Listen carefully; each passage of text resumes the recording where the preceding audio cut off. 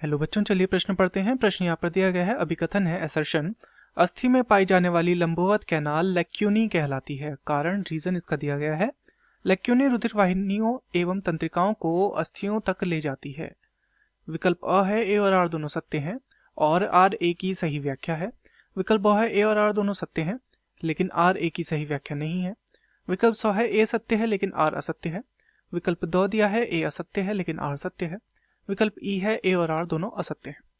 तो इस प्रश्न में हमसे लैक्यूनी के विषय में कथन दिए गए हैं तथा हमें बताना है कि ये दोनों कथन सत्य हैं अथवा नहीं है, या फिर ये व्याख्या कर पा रहे हैं एक दूसरे की या नहीं कर पा रहे हैं।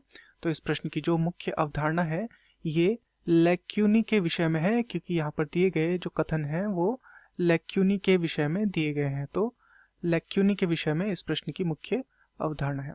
तो सबसे पहले हमें लैक्यूनी को समझना होगा। तो चलिए जानते हैं लैक्यूनी को। तो लैक्यूनी जो है वो एक चपटा तथा अनियमित स्थान होता है।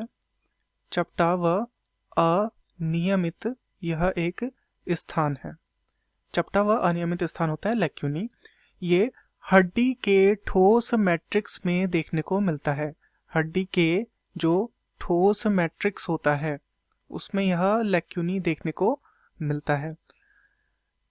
तथा जो लंबवत कैनाल जो उपस्थित होती है, लंबवत कैनाल जो उपस्थित होती है, तो कैनालों का एक नलिकाओं का या कैनाल का एक तंत्र यहाँ पर उपस्थित होता है जिसे कहा जाता है हैवर्सियन तंत्र।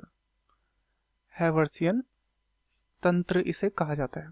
तथा हैवर्सियन तंत्र में क्या होती है, कौन सी नलिकाएं होती हैं? इसमें होती है हैवर्सियन नलिका। हैवर्सियन तंत्र में होती है हैवर्सियन नलिका। तथा ये जो हैवर्सियन नलिका होती हैं ये रुधिर वाहिकाओं को ले जाने का कार्य करती हैं। रुधिर वाहिका को ले जाने का ये कार्य करती हैं।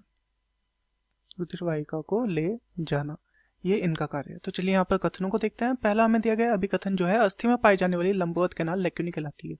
तो लंबवत कैनाल लैक्यूनी नहीं कहलाती है, तो ये हमारा गलत हो जाएगा।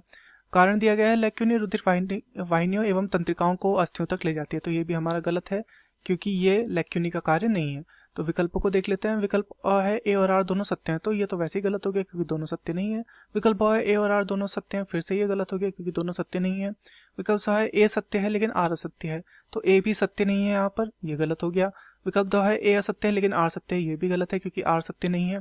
तथा विकल्प ई है ए और आर दोनों असत्य हैं, तो बिल्कुल ये हमारा सही है। यहाँ पर दोनों के दोनों क्या है, असत्य हैं। तो दिए गए प्रश्न का सही उत्तर होगा विकल्प ई, ए और आर दोनों असत्य हैं। मैं आशा करता हूँ आपकी यह समझ में आया होगा। धन्यवाद।